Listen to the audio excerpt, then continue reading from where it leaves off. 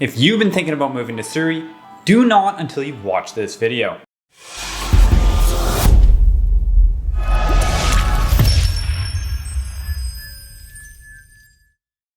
What's going on, guys? Alex Dunbar here from the Dunbar Real Estate Group and RE/MAX Treeline Realty based out of the Surrey area. And in this video, I'm going to tell you all the reasons why you shouldn't move to Surrey. If this is your first time on my channel, I make weekly real estate videos based on the BC real estate market as well as showcase community tours across the Lower Mainland. So if that's something you're interested in seeing more of, I suggest you subscribe to my channel and hit the bell so you're notified whenever I put out a new video. And before I get into it, I'll ask that you do one thing for me, and that's to hit that thumbs up button so the algorithm will push this video out to more individuals just like yourself who want to learn more about Surrey. In this video, I'm going to cover the 8 main reasons why you shouldn't move here. So diving right into it, reason number 1 is the weather. We get tons of rain year round, and being so close to Vancouver, also known as Raincouver, you can see why. Additionally, in the winters, we don't get very much snow, we just kind of get more rain. And in the summers, well, we don't get much of a summer. It's definitely far warmer than the rest of Canada, however, we unfortunately only get about 2 or 3 months. To give some context, the hottest month of the year is in August, and it gets to around 19 degrees Celsius as the average,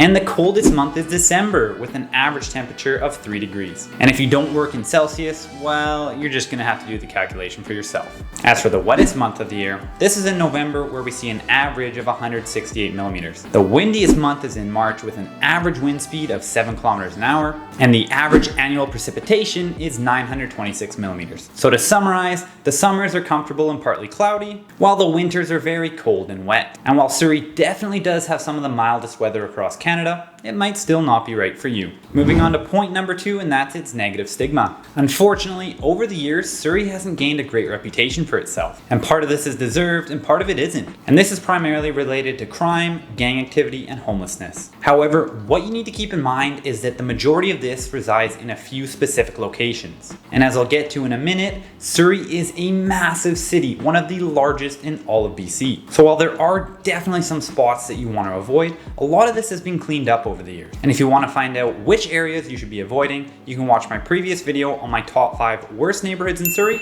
right up here. A fun fact that you may not know if you don't live here is that the majority of people who live in South Surrey actually tell people they're from White Rock. And this is just to avoid the judgment of the bias of Surrey. Additionally, the same goes for people who live in Cloverdale. They make it very clear they're from Cloverdale, not Surrey. But just like any other city, there's good spots and there's bad spots. And unfortunately, those bad spots have put a bad name on the city overall. However, you just need to know what you're looking for. Reason number 3 is traffic. Just to get across the city of Surrey itself, it can take you up to 45 minutes in bad traffic. There are a lot of main streets that you're going to want to avoid during rush hour. A few examples of those being Fraser Highway, 88th, 72nd, 64th, and 56th. Additionally, if you know what back streets to take and what streets to avoid at what times of day, you're probably going to be okay. And moving on to point number 4 in relation to traffic is the transit. So unfortunately, the SkyTrain only runs from the west side of Surrey into Vancouver. This means no SkyTrain, no light rail, and no subway. However, most areas do have pretty good access to buses, but they're definitely not as reliable as rapid transit. However, something to keep in mind though is that the SkyTrain is actually set to have an extension going through Fleetwood into Cloverdale and even into Langley by the year 2028. This is going to connect the King George station to the east side of Surrey and make transiting all the way to Vancouver much easier. Moving on to point number 5, it's the size. And when I say size, I'm talking about the geographical landmass. Surrey is actually the 3rd largest city in all of BC. And because of this, as I previously mentioned, it can take up to 45 minutes to get from one side of Surrey to the other. There is also a ton of ALR in Surrey. ALR is the Agricultural Land Reserve, which is essentially farmland. Typically, you're going to find this in the lower points of Surrey, specifically in the floodplains. And this makes up a large part of the city, and because of it being ALR, it comes with a lot of zoning regulation. And what I mean by this is there's many restrictions around what you can build. However, outside of the ALR, there is still a ton of land they're able to buy and build on, especially in comparison to cities like Vancouver, which is so landlocked. There's still tons of room for growth and development, and the city's really pushing for it, so you could look at this as either a pro or a con. It's really up to you. Moving on to point number 6, that's population. So not only is Surrey the 3rd biggest city in BC by landmass, but it's actually the 2nd largest by population, only falling behind Vancouver itself. However, with 1,000 new residents making the move to Surrey every single month, it's actually set to overtake Vancouver by the year 2030.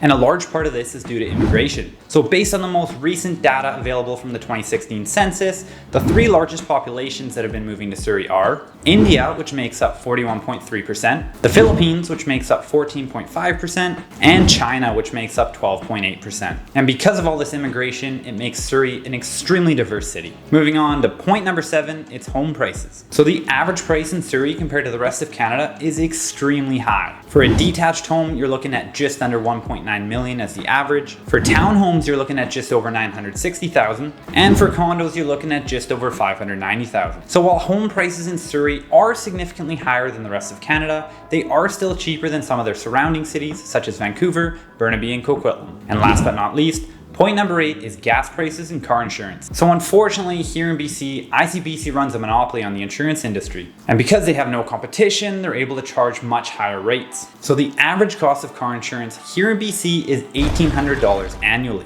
Additionally, gas prices are currently over $2 per liter. And as of the time of me making this video, I've seen prices as high as $2.30. This makes them some of the highest in not only BC, but the entire country. And if you're working on the imperial system, I'll help you out with this one. There are 3.785 liters in a gallon. So you do the math. And that's about gonna do it for my video today. So if you have been thinking about Surrey, now you know all the reasons why you shouldn't. And if all these reasons don't actually seem that bad and you think you're able to get over them, then maybe Surrey is the right place for you. And if you are considering making the move to Surrey, but you don't exactly know which part of the city you wanna live in, you should definitely check out my video on the top 5 neighborhoods, which I'll put right up here. So hopefully you found this video today helpful. And if you did get any sort of value from it, I'll ask that you do one thing for me, and that's to smash that like button. Once again, if you enjoy videos just like this one and you want to see more in the future, I suggest you subscribe to my channel and hit the bell so you're notified whenever I put out a new video. And lastly, if I haven't quite scared you away and you are still considering making the move to Surrey, or maybe you want to explore one of the surrounding cities, you can scroll down and hit the first link to book a call with me to discuss your options at your earliest convenience. Thanks so much for watching, and we'll see you in the next video.